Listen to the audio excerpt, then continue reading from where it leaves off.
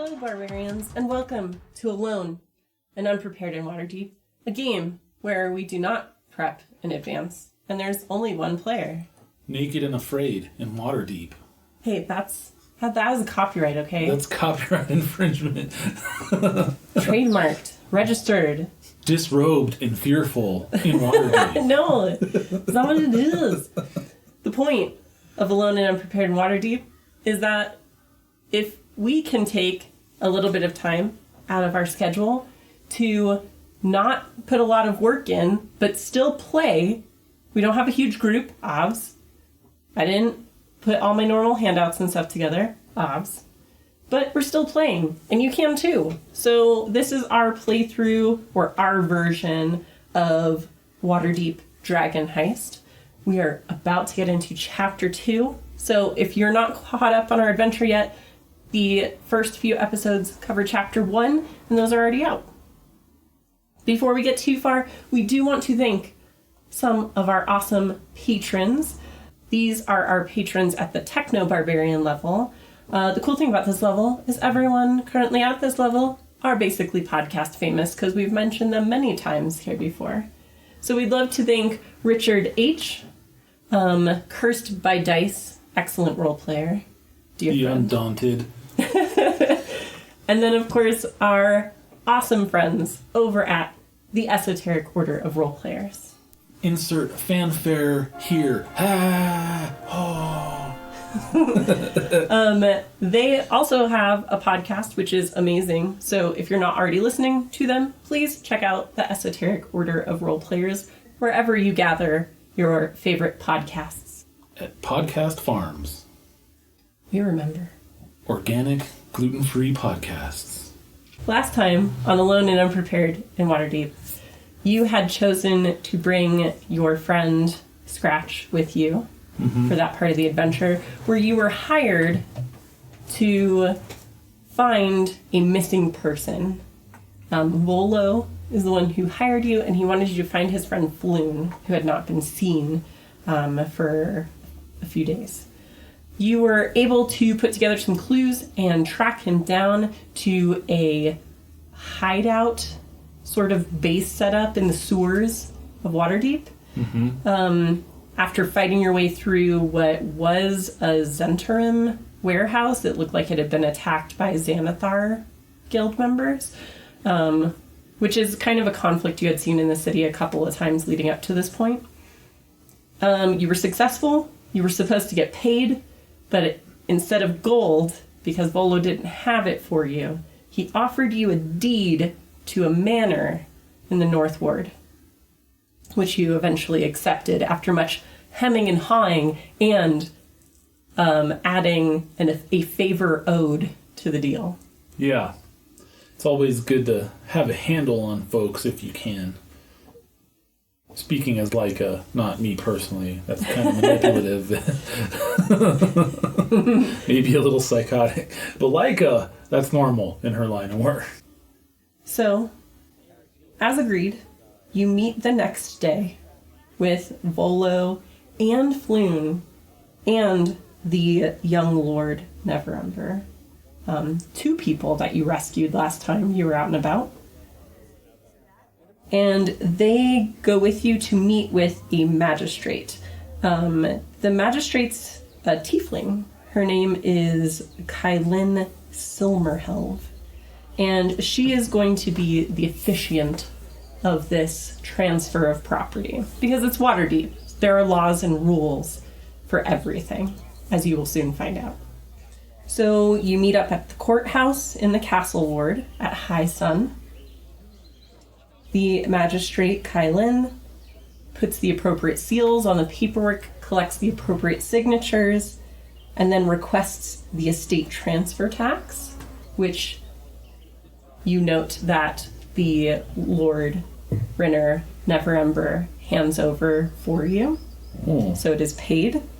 Okay. What was her last name? Silverheim? Silmerhelve. So Silmerhelve. Silmerhelve. Okay.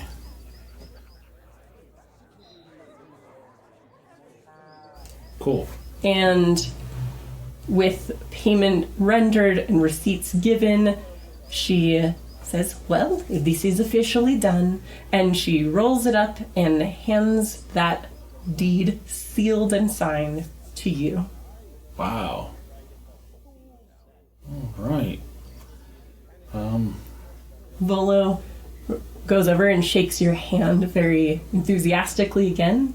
And he says, now you are a property owner in Waterdeep. I'm sure you will be very successful here. Man, this makes me a little uncomfortable because...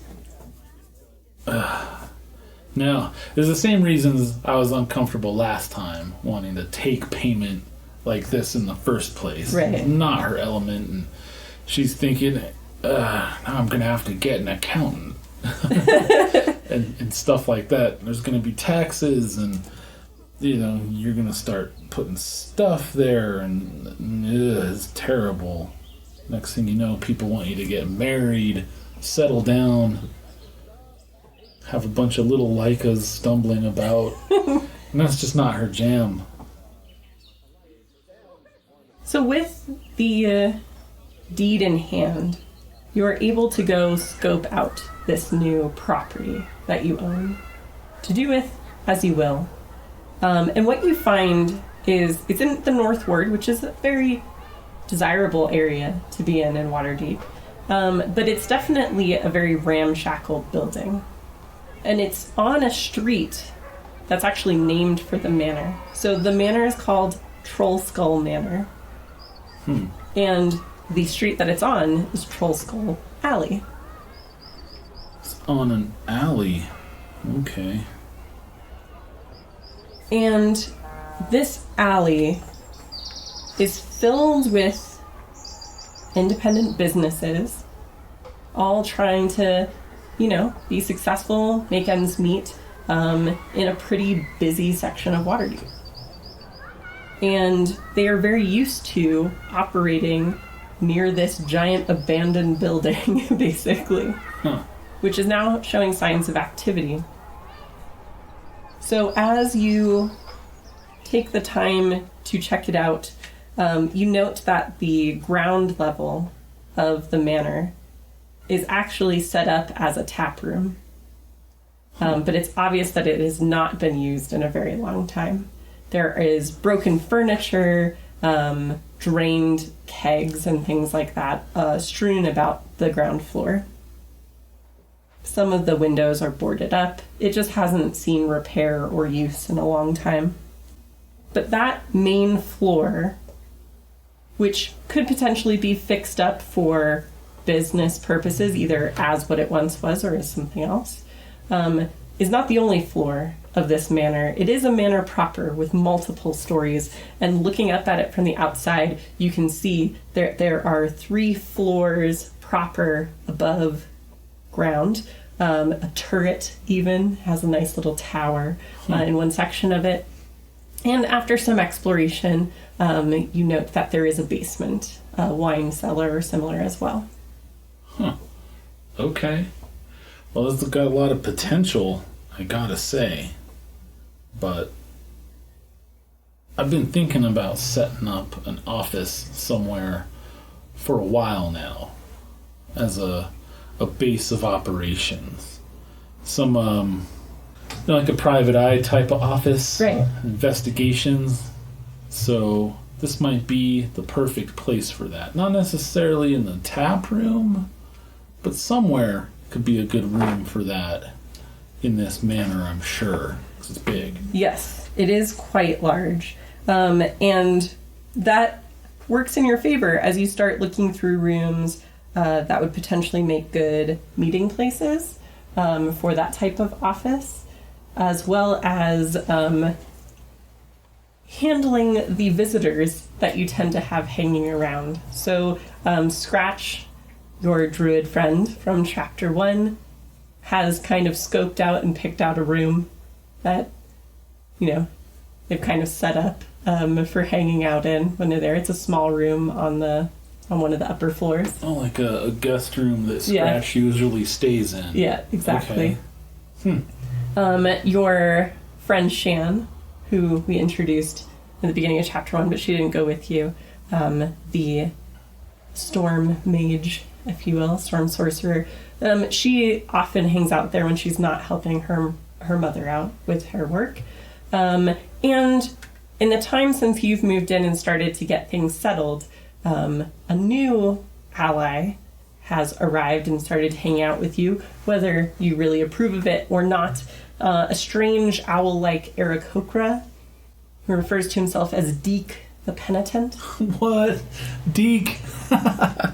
Nice. He's very mysterious and has claimed that he's come from another plane to make right things from his past that he had done wrong. Well, I know that life, friend. I think you're in the right place. Is what I'll say to him when he shows up, spat out by the jaws of life on my decrepit doorstep. That is nonetheless well swept.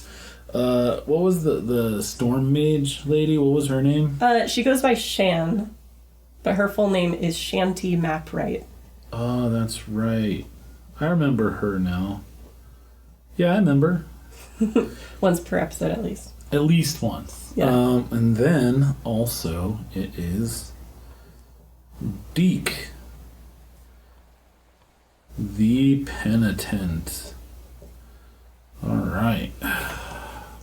So just to kind of give you more information on the layout. So the ground floor is this large tap room area with a bar and everything.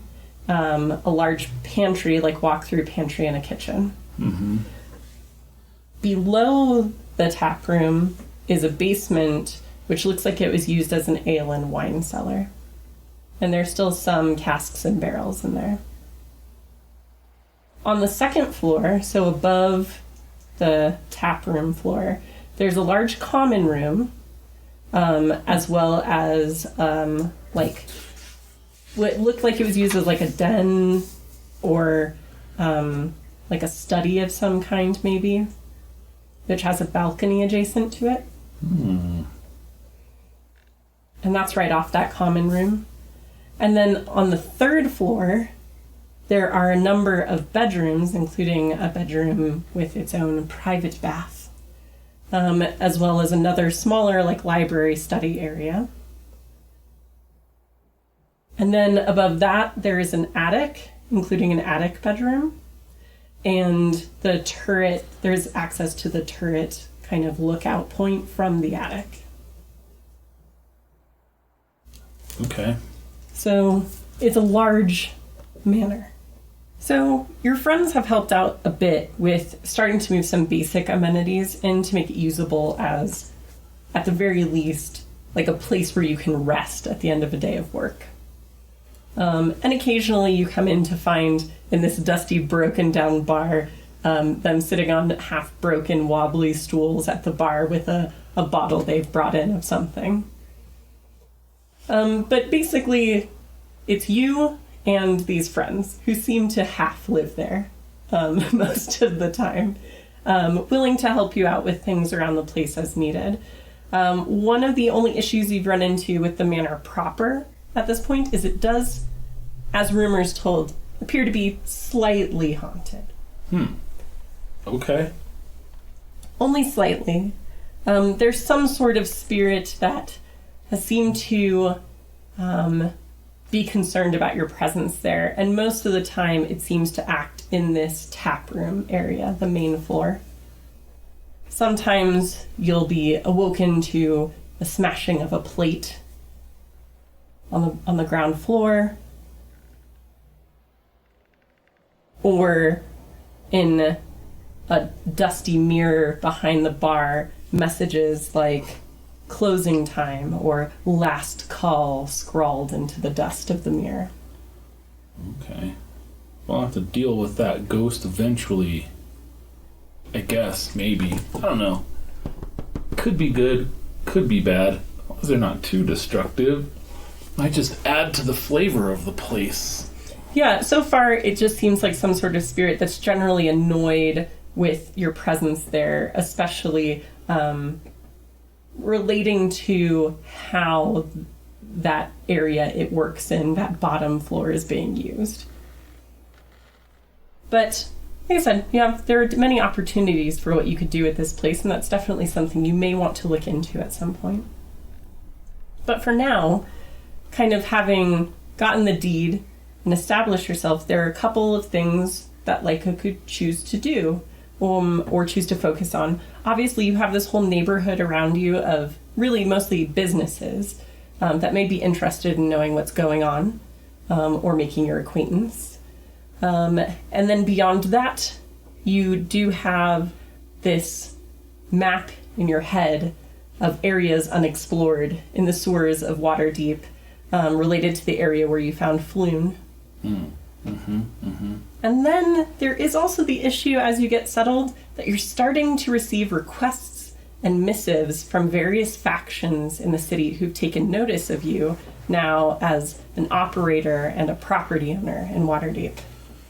Yeah, I'm starting to get established proper, business-like. And so, first thing I want to do, and this is probably just a mundane detail that we can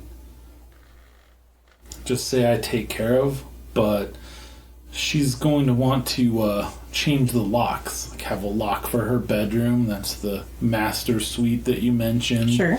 And a lock for the office area off of the common room. Okay. With its balcony.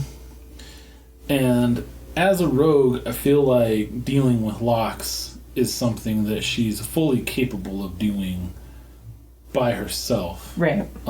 Just buying the hardware and then installing it and all of that.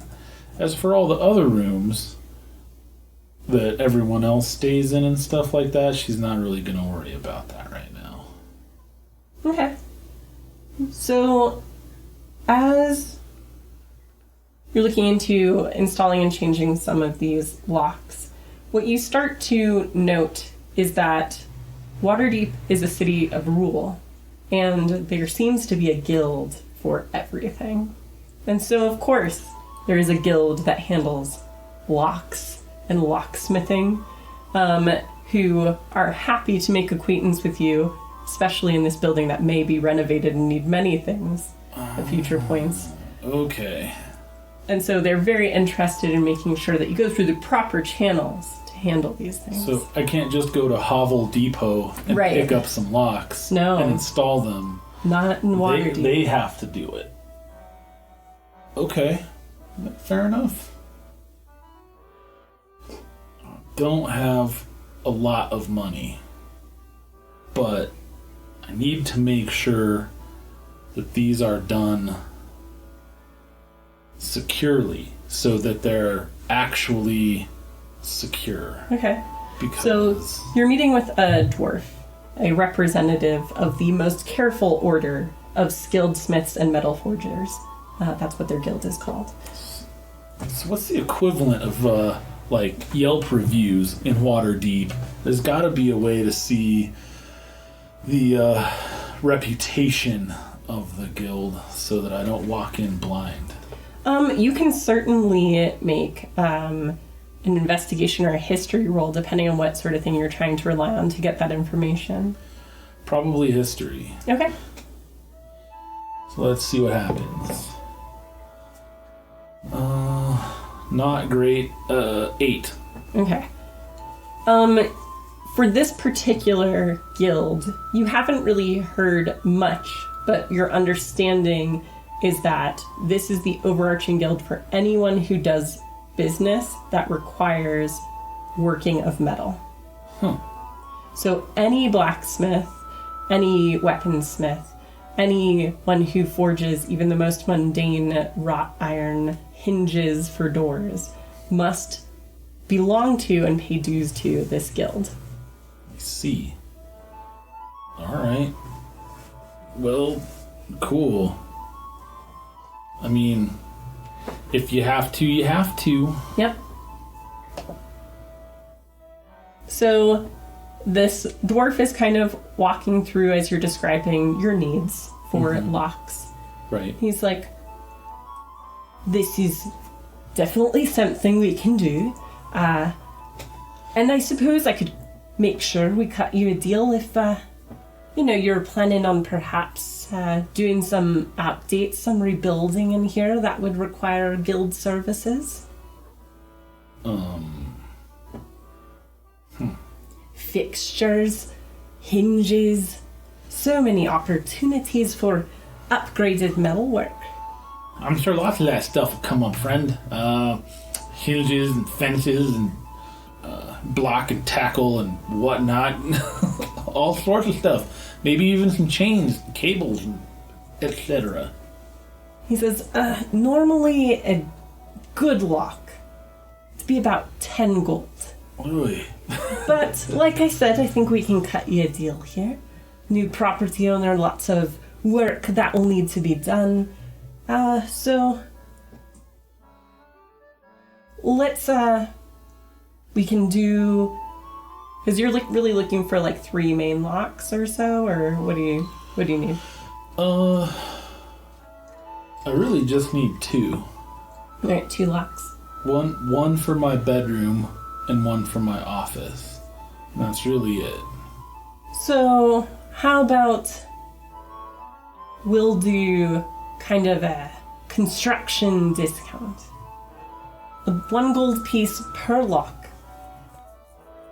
With the understanding that likely there will be more work to be done in the near future.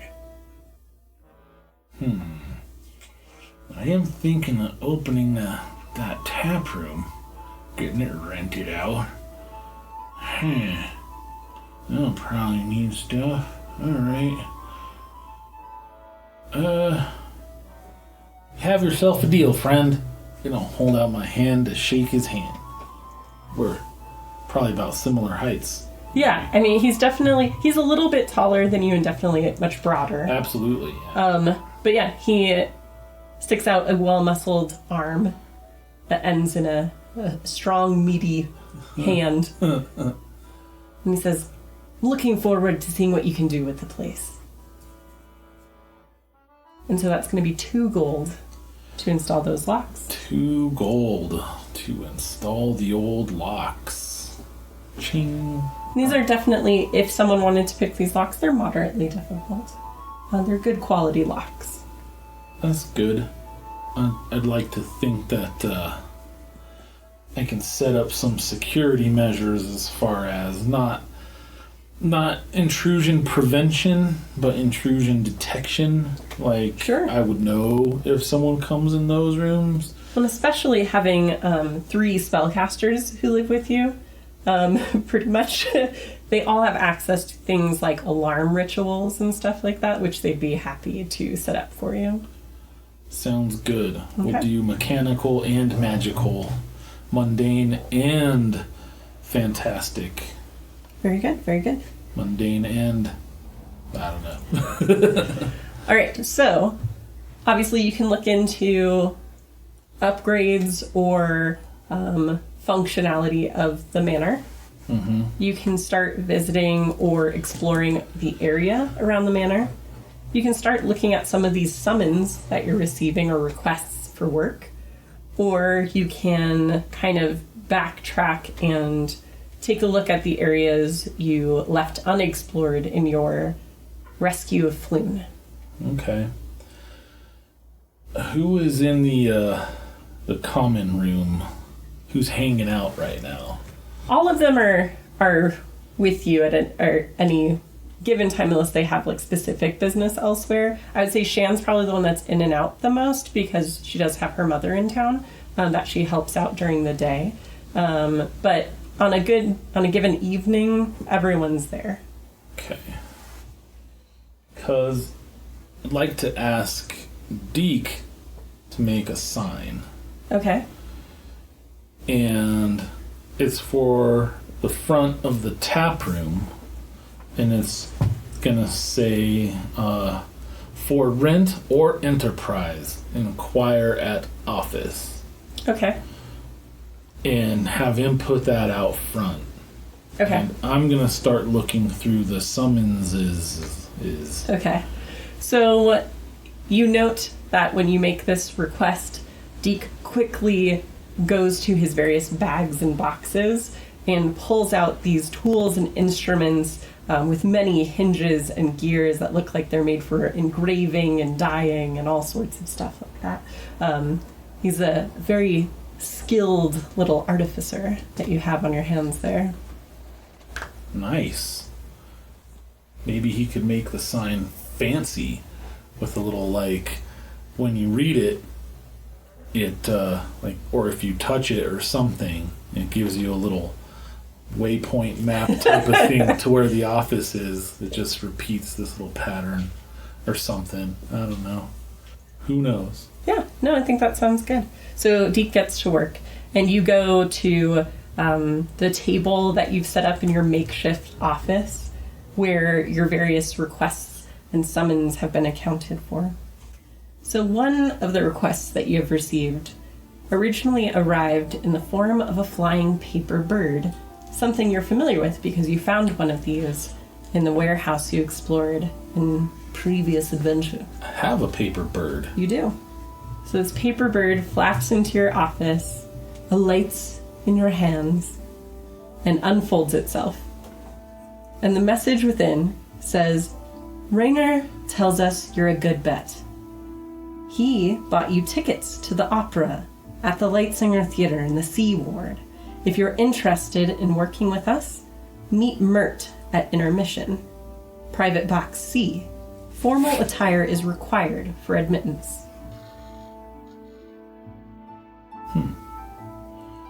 Okay. Good to know. So we have the... And there's a little symbol at the bottom that looks like a harp. So we meet Mert at the play during intermission. And good to know. I like that one. Right. The next is a letter that comes to you from Gelester Silvermane.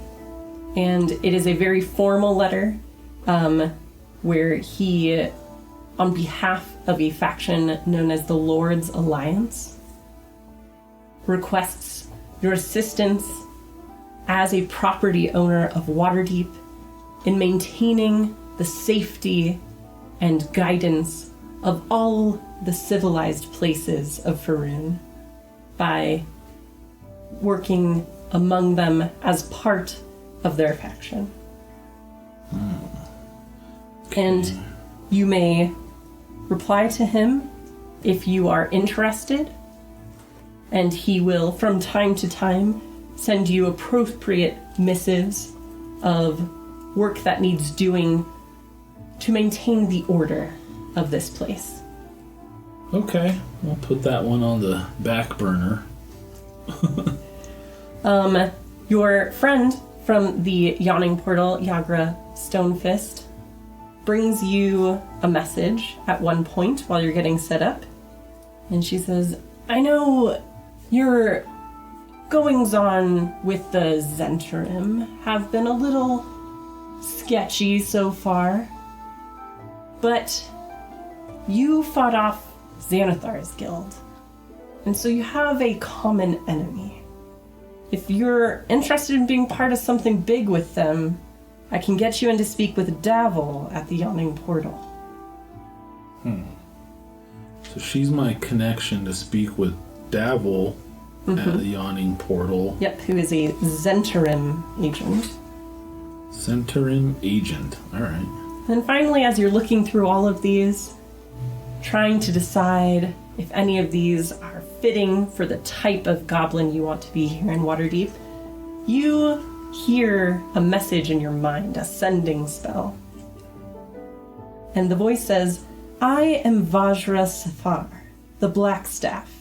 Come to Blackstaff Tower in the Castle Ward at your very earliest convenience. Bring a friend, if you'd like.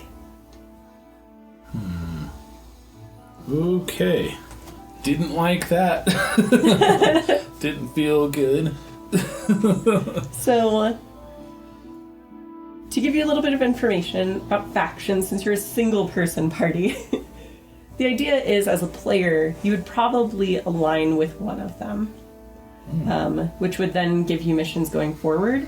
But for the sake of this being a single-player game and that there's a lot going on, as long as you're not doing things that are in opposition with the other ones, you can probably find work from more than one faction. Okay. So the Black Staff represents the Grey Hands, which is a Waterdeep specific faction that seeks to keep the city safe from any threats. The Harp message that you received on the paper bird is from the Harpers. That is a realm-wide organization of good, usually, spies, bards, rogues, and the like, that work to gather information to kind of keep the balance of power in check. The Lord's Alliance is exactly what it sounds like. It's all of the fancy rich people using some of their power and influence to keep things controlled and safe. And then the Zentarim, also known as the Black Network, is an organization of mercenaries and information dealers that seems to have agents and business everywhere. Okay. Well, I think at least to start off with, I'm gonna check out the Harpers and the Zentarum. Not in that order, necessarily. Okay. I don't know. 'Cause there's a date for the play, right? There are certain nights that it is on. It seems like you know which play it is and everything. So I'd say sometime within the next 10 days, as long as you attended one of those performances, you would be able to likely meet up with this contact. Okay. So, first thing I'm gonna need to do is get myself some formal wear. And I love the idea of Laika going to the type of shop that deals in those sorts of things. Mm-hmm. And what I see happening to her is she goes into the tailor shop and they sort of usher her into the seamstress shop next door. And the seamstresses start trying to like drape her with like pink silk and taffeta and whatever else and all this kind of crap, and she's just no thanks, no, go away and stomps back into the tailor side and is like, look, like where she insists that she gets a suit instead. Okay. It has trousers and boots and that sort of thing, and her vision is uncannily the Wild West, well-to-do gunslinger. How those guys, if you played, Red Dead or anything like that, the Doc Holliday lick, right? Where they have the vest and the tie and the shirt and the coat and everything. It's all like fancy suit, but they're also like fully strapped with guns on both hips and a knife in a secret holster and all that kind of shit. It's the dapper gunslinger type of look. She'd go for the dapper rogue type of look. Okay. And that to me that plays out in my mind is very funny. They're trying to stuff her into a dress and she's just not having it. Yeah. They're trying to get a cat to take a bath. I think Shan would have gone with you, and she finds your whole finery put upon this very humorous. She's laughing and not being helpful pretty much the whole time. And then when you go back to the tailor side, she's very approving, because you'll note that Shan has like a long seafaring coat, and she has like a pirate coat. Ooh, and cool. she wears like trousers and a flowing blouse and things that allow for movement and climbing of rigging and such like that. Okay. So she's gonna have to get some fine business clothes that are suitable for conducting business, but also for attending the play of an evening, and so on. Alright, so you are able to get that put together relatively quickly. The tailor side is used to outfitting gnomes and halflings and the like, and it doesn't take much to make those kind of adjustments for your shape and stature and to the requirements that you present. And when he goes to give you your total for the work completed, he says, it looks like this has been handled already for your account was settled by a friend. It looks like the Lord Renner Neverember. Oh, okay. I'll mutter to myself, I hope he doesn't think this makes a square. Very well, though. Let's see what you got. And see if she can try it on. And... Sure. It seems the materials and colors are to your specifications. The only liberties they took in making it as fine as possible is that the vest is made of a fine brocade cloth, but still in the color you specified. Okay. Not half bad, sir. Well done. I see why your reputation precedes you. Of course. Madam, any other work you need in outfitting yourself, your fellows, your employees? I've heard rumors that Taproom might be starting up again. Please do consider us again. Did it come with a cool hat, or do I have to go to the haberdashery guild to get a hat? Because I'm gonna have to go get some new scabbards and sheaths and belts and stuff for my various daggers and whatnot if I'm gonna go about armed whilst in my finery, because my much mended and scuffed and worn but well oiled and maintained sewer adventuring gear is gonna be out of place on this outfit. So he looks almost offended when you mention a hat, because fine clothing, a proper outfit, is not complete without a hat, which is then taken off upon entry into a fine place. Right. That's why I need a hat. Well, plus she normally wears a headscarf, right, and all that, so she would need to replace that with a hat. You gotta fill your head slot. Right. Basically. And so he shows you kind of to a wall of styles, so that you can select which type you would want, which then would be sized to your ears and noggin. Cool. And it dawns on me now that I should have sought out a John Wick 2 style suit tailor type of place where it's like, I need a suit, but it has to be bulletproof so that I could still be leather armor, but not but in a suit style.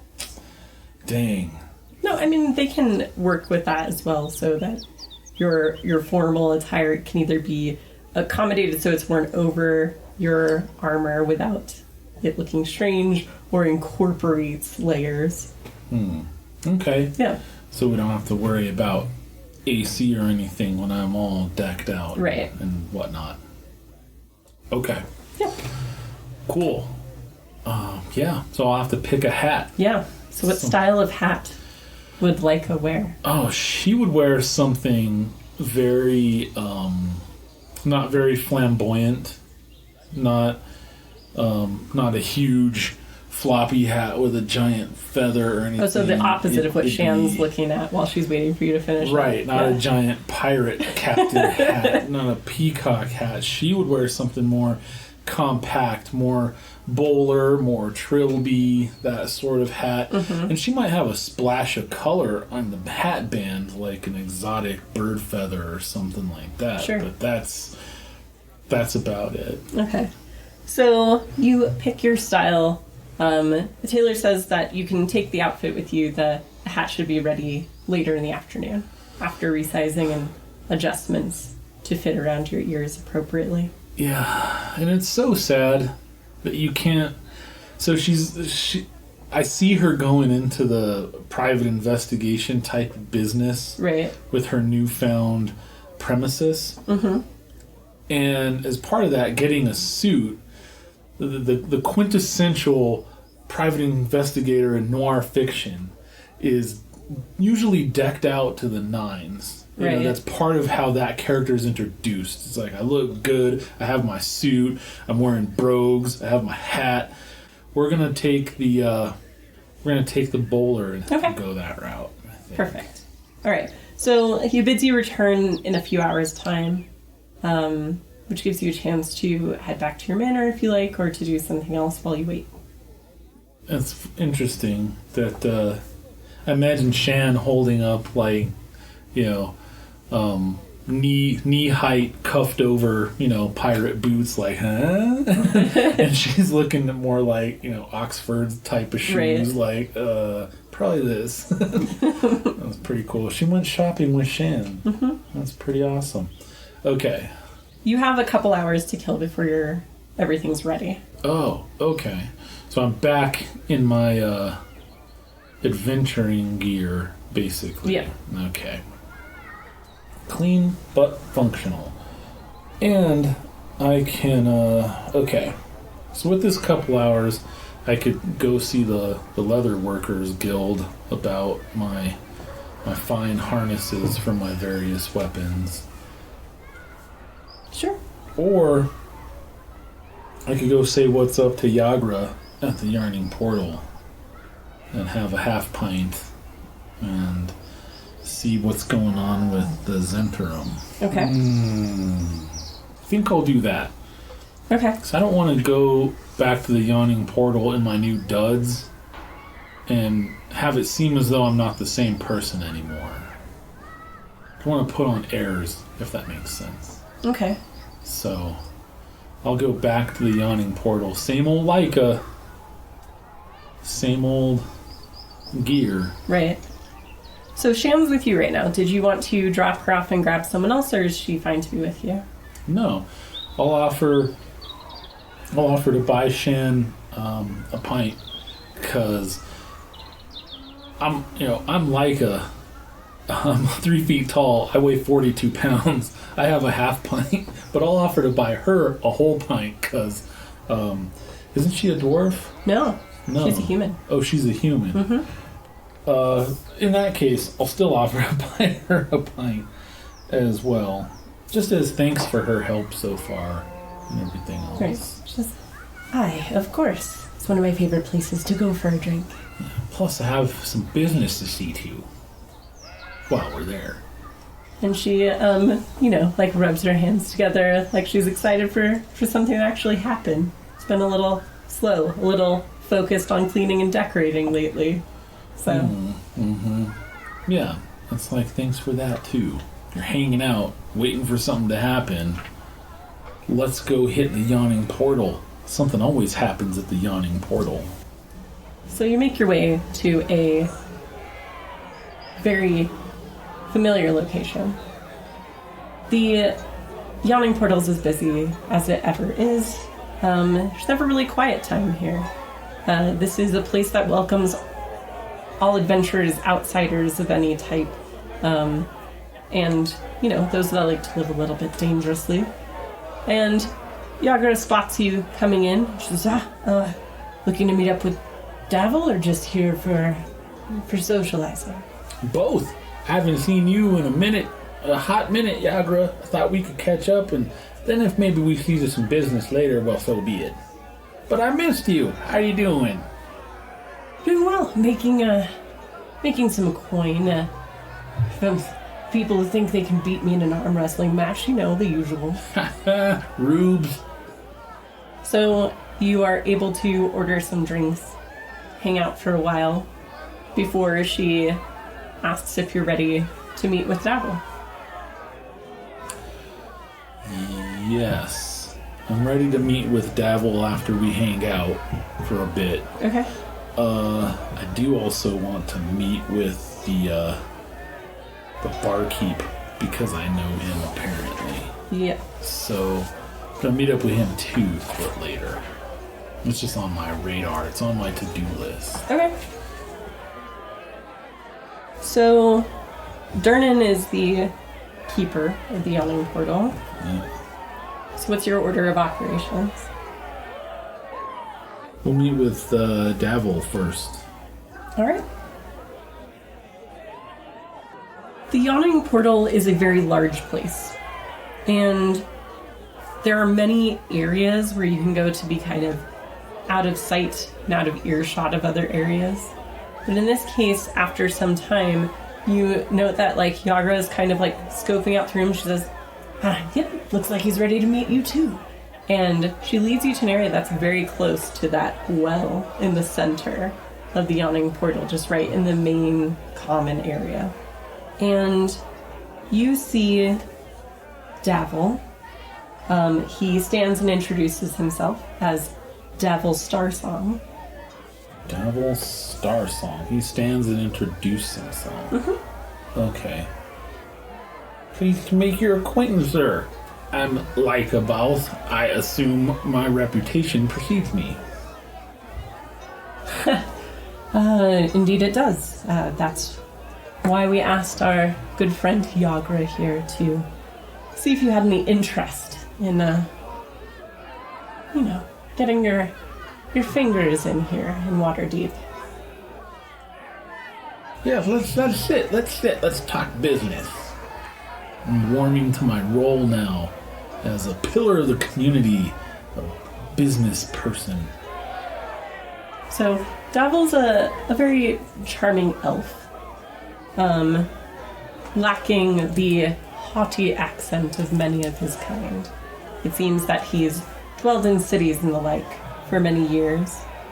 And he says, as with any great organization, there is usually some things you'd have to do. They may seem a little bit beneath you, but ways to show that you're willing to help.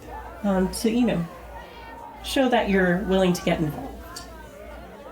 And I do have something that needs looking into, and I selected this one specifically because I think it matches your skill set very well. And of course, you would be compensated for your work. This isn't charity, as some other factions may likely be trying to convince you of with their work. This is business. Business is business, friend. So, if you're interested, go on. Someone is killing elf and half-elf sailors in the dock ward. There are 3 dead so far. Each one was decapitated by a blade in the dead of night. If you would look into it, I think the so-called City Watch needs a little help with this one. I think I can look into that for you, friend.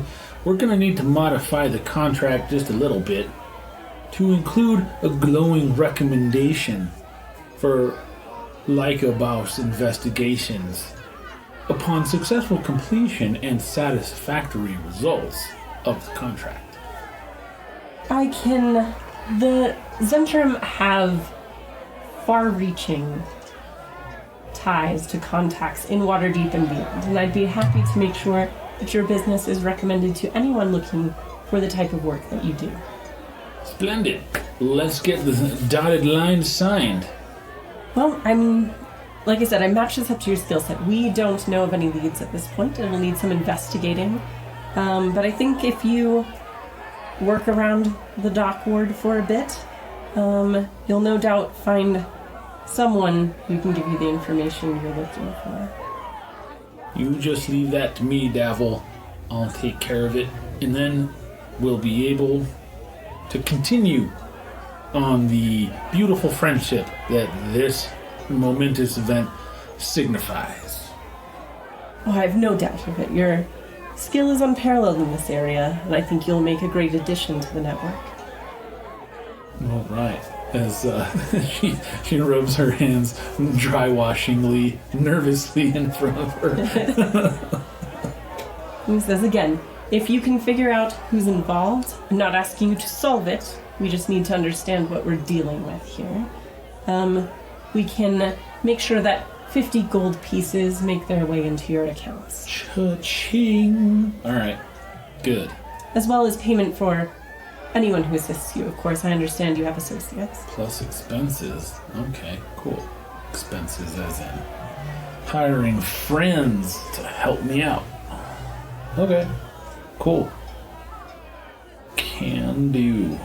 Excellent. Again, lives are on the line. I understand they may not seem priority for their standing and station within the city, but to us, they are important people. Those with ears at the street level are always important to us. I will pointedly swallow the umbrage I want to take at, they're just filthy peasants. Well, what he's trying to say is, to many, they may just seem that way, Yeah. but to them, their lives are important. So if you could work quickly, that would be ideal. Got it. Okay, sure. I can take a look into this because I have a whole 10-day to go to this play. Sure. Get duded up and go to the play. True. So between now and then, yeah, I'll probably duck into the Leather Workers Guild at some point, place an order for ornate tactical harnesses for my daggers and hand crossbow. Okay. But other than that, that's just between now and picking up my suit, dropping that stuff off at the manor? At the manor. All right. So when you go back to the manor with all of your goodies in tow. Yeah, all my shopping bags. Yeah. Like I just had a terrific lady day. Yeah, you and Shan with your terrific lady day. Yeah. You see that there are a group of halflings who are in the ground floor of the tavern, talking with a very unsure how to handle the situation Deke, because Scratch isn't much of a talker, right, if you will. These are repeating the things that they're saying back to them, probably. He is making various sounds of, like, bags of coin being dropped on table, the sounds of pint glasses being filled with beverage. And as you get closer, you can hear conversation along the lines of, well, we saw the sign, and there's rumors the place is opening back up, so we're just wondering when work may be available. Okay. Soon, friends, soon. I'm securing a deal as we speak. And this is interesting because before I left the Yawning Portal, I forgot to talk to Davil about this. Right. But that's all right. I'm skilled in persuasion and deception. Yeah. So, and you did note the sign that you requested from Deke is already hanging above the doorway. Perfect. Yeah. Perfect. Soon, friends, soon. As we speak, I'm working on a deal with none other than Durnan of the Yawning Portal to open a sister branch here at this location. And you could work here if you meet the stringent requirements. And if you're interested, please give your information to my associate here, gesturing to Deke. And we'll be in touch as soon as we have need of your prestigious services. All right. And the leader of this little group of halflings says, very interesting. That's very good news to us. We'll certainly be keeping an eye on progress and coming back when it looks like you may be ready for us. Excellent, excellent. Leave your information with Deke. We'll be in touch. All right. I'd like you to make an insight check. All right. Let's see what happens. All right. That is in line with my new status as a gentleman. A gentleman's 20. You get the feeling that more than looking for work, they're gathering information about what you might be doing with the place. Oh, okay. So, just so you know. Yeah. And so they thank you again after taking, you see their eyes moving around every still broken, dirty surface that's in here. It's all fucked up. Yeah. And they, leave. But the interesting thing is at this mention that perhaps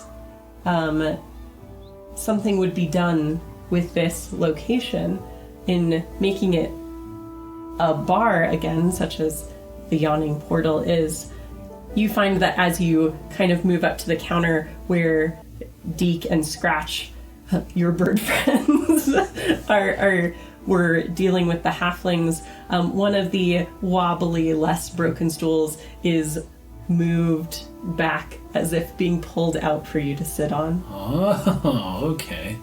Yeah. See, this is just talent being crying out to be used. That is this ghost situation. Just wants to be a lively tap room again. So I think not only will that be a revenue stream, but it'll be a way to appease this spirit. All right, so you have picked up your clothing. You have information on at least one mission at this point, as well as any other business that you wanted to attend to from previously. Where would you like to go next? Well, I'm gonna get something to eat. I'm gonna have a nap until dusk. And it's time to hit the docks and start investigating the elven murders. Okay. This very night, in fact. All right. What is your plan? My plan is to, first of all, find out where these murders took place. Okay. Do the whole map with pins and yarn, Sure. to see if there's triangulate a center about them. And then I'm also going to see if there's a high vantage place from which I can surveil the area and then set up a stakeout on that roof or whatever and see if I can catch the crime in progress. All right. So I'll have you do an investigation. Okay. This is interesting because I'm actually not skilled in investigation. Okay. But it's kind of a dream of mine. Well, who are you taking with you on your investigation of the dockward to get locations and scope stuff out? Probably Deke. Okay. I think. As an owl, I just see those big owl eyes, and I think this guy's got to be observant as hell. So, plus probably has some really good dark vision. So,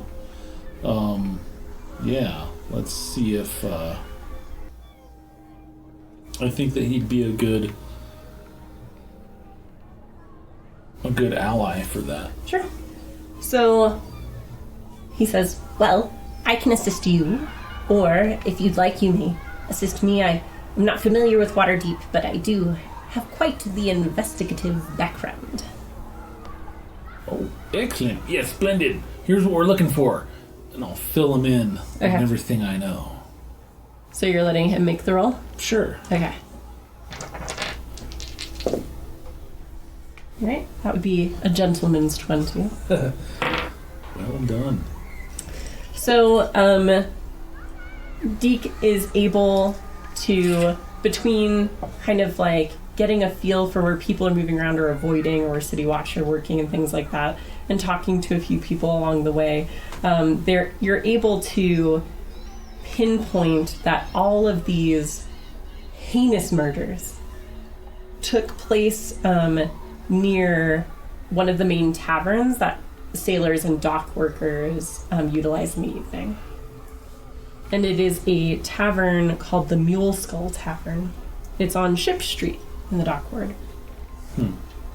Okay. And it seems that one of the murders happened on the street, but the other two happened in nearby alleys. So I'm tasked with finding out the cause of these murders, not preventing them. Well, not with capturing anyone related necessarily. Yeah. The Zentrum are interested in getting these to stop, but right now they don't have any leads. Okay. So I'm more interested in trying to observe one of these, and I'm, of course, going to feel compelled to intervene if I can. but I want to see if I can observe the comings and goings of this tavern Sure. from afar and see if I can catch the murderer in the act. Okay. So you're going to wait till the evening, perhaps, like keep an eye on this place, see who's going in and out, that sort of thing? Mm-hmm. Okay. Stake out the place. Okay.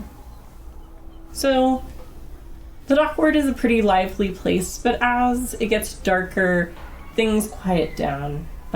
Sailors and workers move into taverns if they're staying in the area, or into local inns and similar for the night.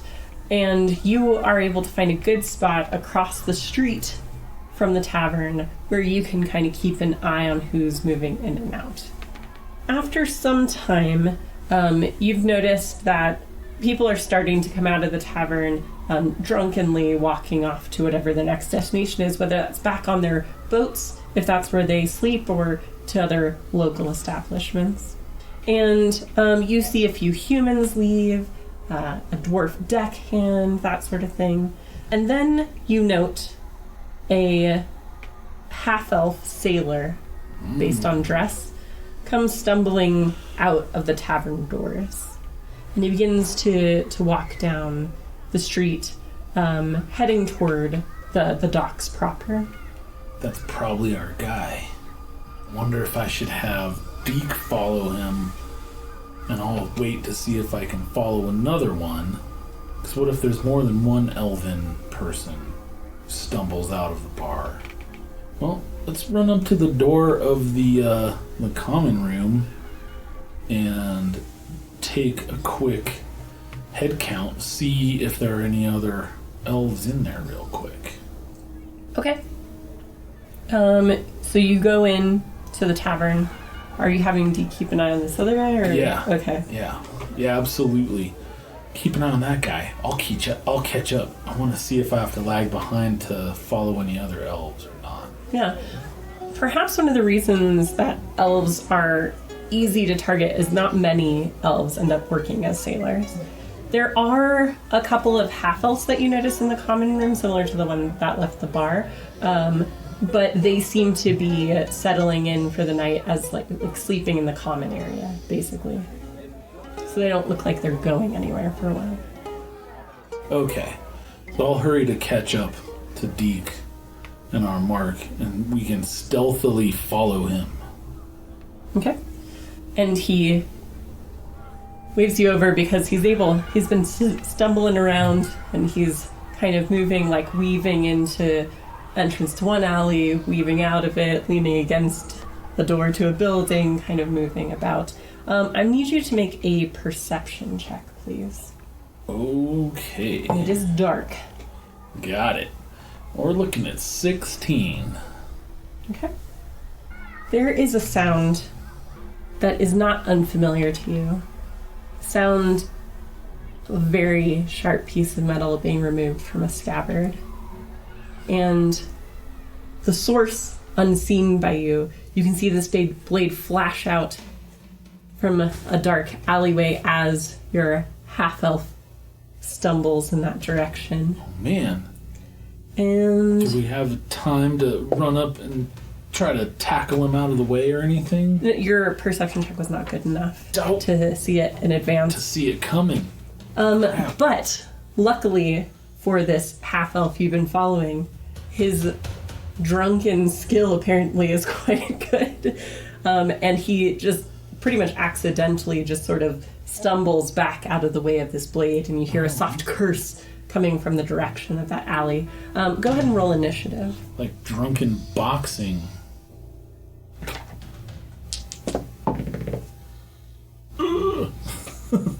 Alright. I got a 4 because I rolled a 1.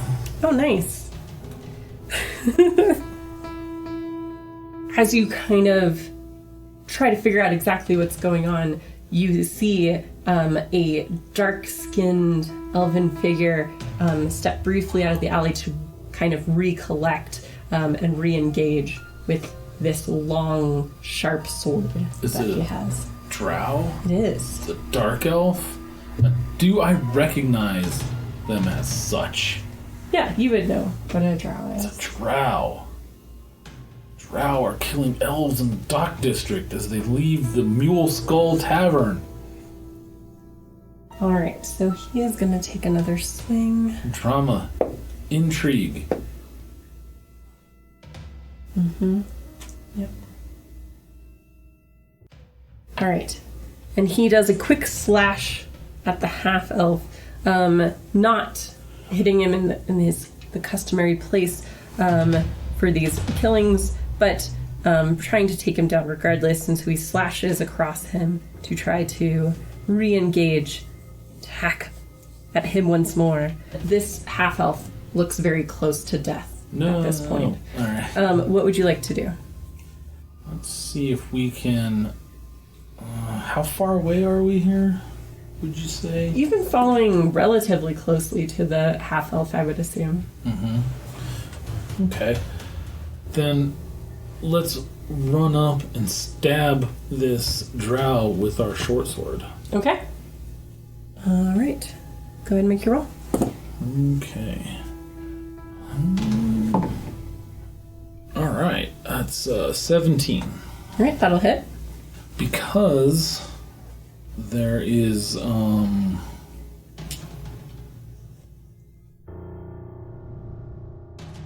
you could say that the half-elf that is, the drow is trying to murder is an enemy of that drow for the purposes of, sneak attack, or not? Sure. Well, he's not really engaged with him, but he is distracted by him, so I guess I'd say sure. Okay. Yeah. I mean, you gotta ask. Yeah. If you can do your sneak attack or not. Okay. Alright. Okay. That is 6 plus 9 damage. And I forget what size I am. You're small. I'm small. The drow is medium. Okay. So let's do Fury of the Small and add 2 damage to that. Okay. Cool. So 11 total. You stab the drow. As you do, you note that while he's holding this sword, a fine curved blade, what would be considered short sword in length, but it is like very thin and ornate, very sharp. But you can see as your short sword slashes across the back of his thigh, basically, that there is you've heard of them, but you've not really ever seen one, but he has some sort of firearm on his hip. Whoa, cool. Right. And he cries out in alarm as he seems to take notice of you for the first time. It's Deke's turn. What would you like him to do? Oh, man. I would like Deke to, whatever offensive capabilities Deke has, unless they're trumped by any kind of buffing capabilities that he has, I'd like him to drop whatever he can on this guy. All right. So you know from speaking with Deke over these last few days that he has some offensive magic that he doesn't use very often anymore. Spell of choice, if he had to cast an offensive spell, would be Ray of Frost. Ooh, that's a good one. He can also cure wounds, detect magic, and cast the Grease spell. Ray of Frost is perfect. Grease, I think, is good as well, but Ray of Frost is good because it'll do damage, but also, if I'm not mistaken, should slow this guy if successful. Because we're trying to catch this dude. Yeah. If we can go above and beyond. You also know he has a very fancy crossbow that he has been tinkering with. Nice. I'm sure I have eyed that because I also, I don't have a hand crossbow yet, but I do mean to pick one up because I'm familiar with them, know how to use them. So we'll see. Alright, so Ray of Frost? Yes, please. Okay. You see a beam of blue-white light shriek from Deke towards the drow. And you see frost starting to form and spread across the drow's torso where the spell hit. And he curses again. All right. It is the drow's turn. Let's see. The drow turns towards you in a rage. This is going to be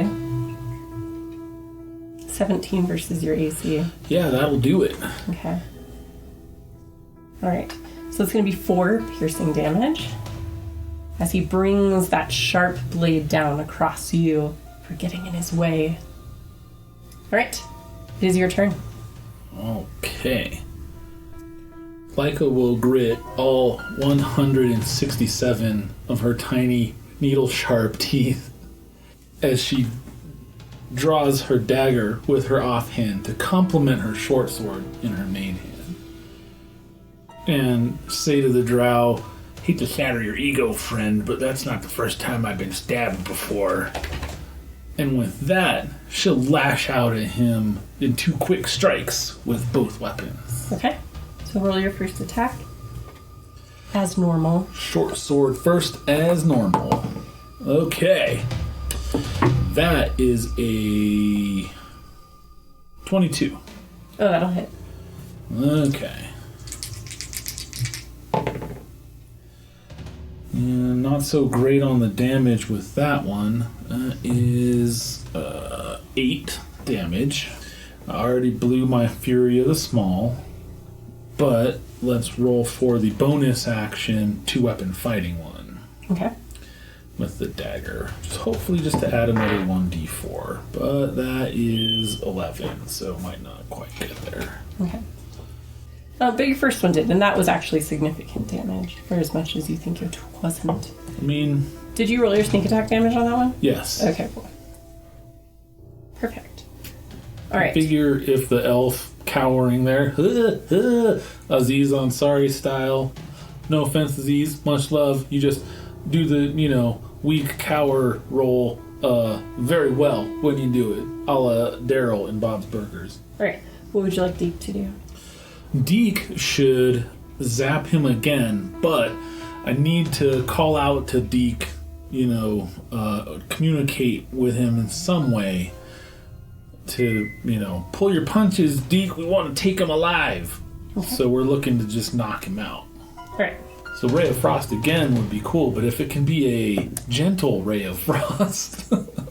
So the frost is maintained. You see the drow turn to try to run, but he's slow. I'll let you go ahead and take an attack of opportunity if you'd like to do so. Yes.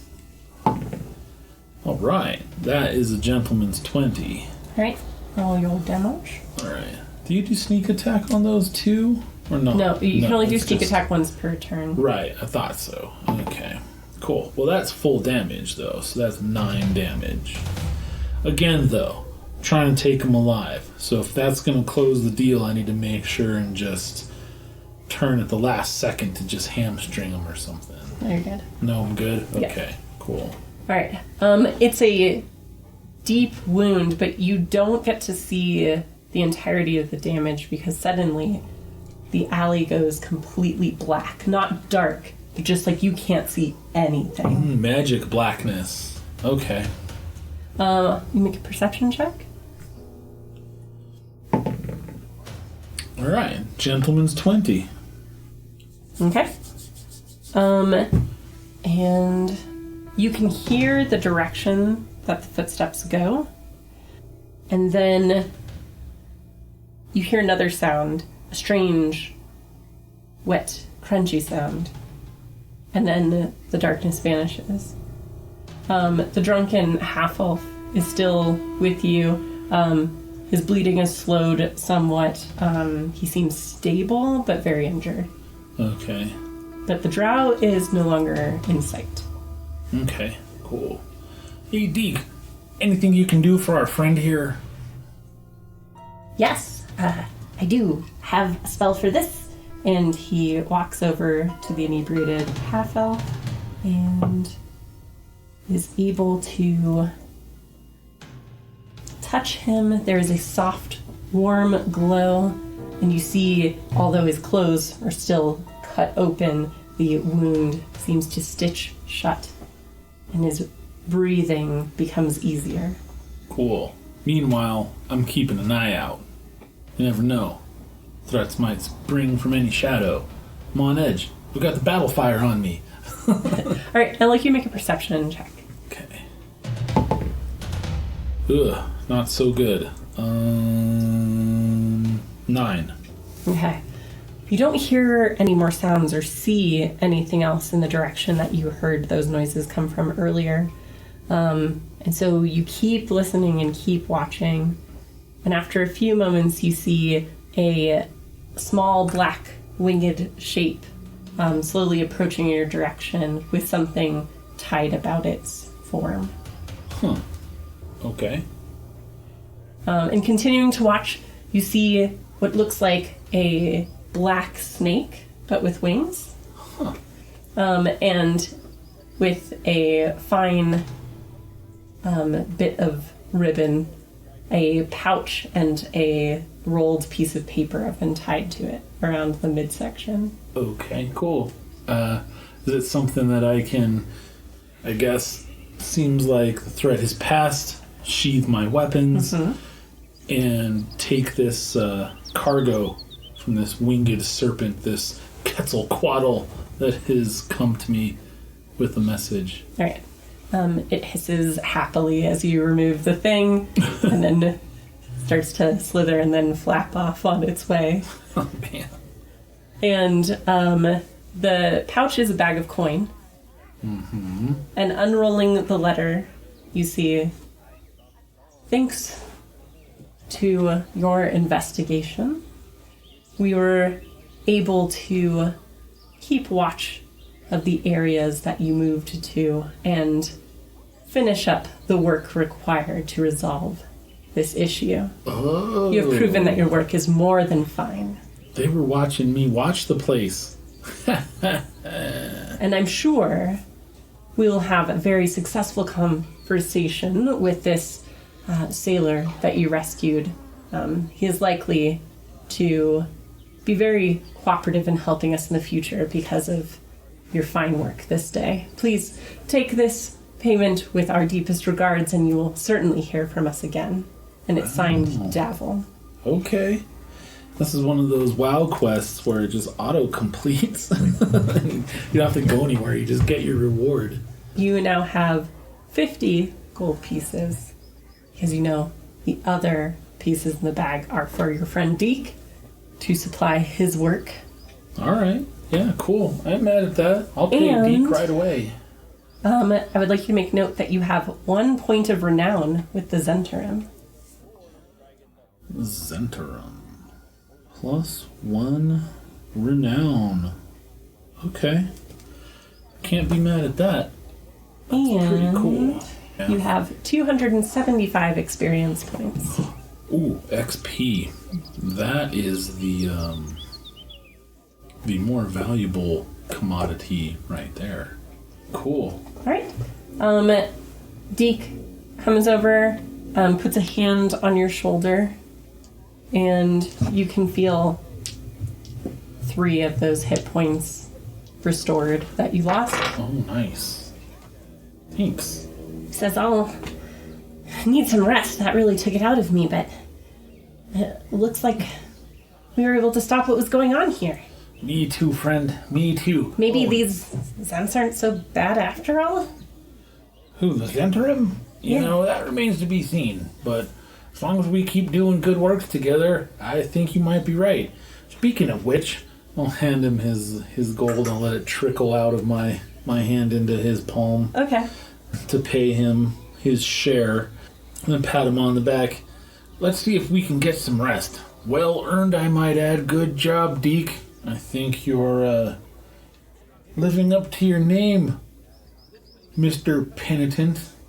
He seems excited as you head back to the manor about the prospect of putting this gold to some use, making some interesting items that will be very useful in the future. We'll talk about as we walk into the not sunset and probably not sunrise. No, not quite. But walk in the moonlight. Right. About, we could maybe set up a booth or similar in the corner of the new tap room where you sell Deeks restoratives and palliatives or something like that. Potions and whatnot. I mean, tonics and such. Restoratives, that could be real popular, especially if they're hangover cures in the morning and hangover preventatives at night. Could be good for business. Why, I bet. And trailing Right. off, as you go. All right. So we'll pick up with whatever other trouble you want to get into next time. But for now, I think that's a good place for us to stop. Yeah, it's always a little housekeeping whenever you start a new section. Yeah. So might have been a little bit cha-cha, like Right. the locomotive getting started. But once it got rolling, it was really cool. So Awesome. Well, next time you'll get to decide if you want to go to the theater or if you want to follow up with any of these other items. yeah, I'm going to have to trade in my short bow for a hand crossbow because I'm working in the, detective noir sort of area these days, so having your handgun is more appropriate than your short bow, I Right. think, for concealment and whatnot. So there's that. And I've been drawing Laika's daggers that she lost that she's trying to recover someday. Right. But I haven't drawn her short sword yet, so that might be on the docket. So, since you have renown with the Zentrum at this point, not saying you have to do anything in particular with it, but you could consider, in the time between episodes, using your newfound rank within the Zentrum. You're now considered a Fang because you have one renown. Yeah, I got bloody in their service. I mean, that's not insignificant. To source a weapon for you. Ooh. Because hand crossbows, since they are drow weapons, wouldn't necessarily be very easy to find in Waterdeep, but an organization like the Zentrum may be able to find one for you. Okay, cool. I would definitely spend that renown. You don't have to spend on it, you that. just have it because that's like your rank in the organization right now. Okay. So you can kind of call in small favors since you're a Fang, and then your favors get bigger as you... You go talk to the Zentrum quartermaster. Yeah, Sorry, basically. WoW Classic Do you have is your tabard launching on? tomorrow, so thinking of everything in WoW terms. So yeah, you go to the quartermaster, and that item's no longer grayed out because Right. you've reached sufficient faction. So you're not high enough to get like the mounts and everything yet, but you can call in a favor for simple weapons. And then Deke might be able to toy with it for you. He has quite the mechanical aptitude. That would also be awesome. And, is a hand crossbow... I thought it was a martial weapon, not a simple weapon. I don't remember. It's a martial ranged weapon. It's a martial weapon. Cool. That's good. Because I have proficiency specifically in hand crossbow. Okay. Which is why I wanted one. Because I saw that in my proficiency list. Right. And I have a short bow because it's a simple weapon. And I have all simple weapons in my proficiencies. So I kind of wanted to upgrade a little bit. Sure. Is what I'm looking for here. So... Yeah, normally would pretty cost cool. 75 gold. Yeah. Which... not insignificant expense. So if I can source that for free through my connections, Yeah. she's like, Yeah. She has ways of dry washing her hands that show that she's lying, but ways of rubbing them together, rubbing her palms together like, as though anticipating a tasty meal. Right. All right. Well, that is a good place. Good, some ideas for where we're going to go next and everything.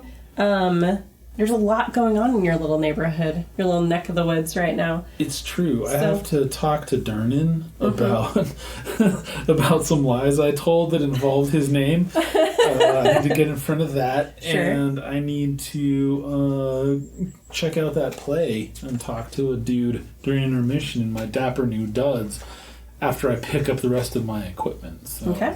lots of cool stuff to do.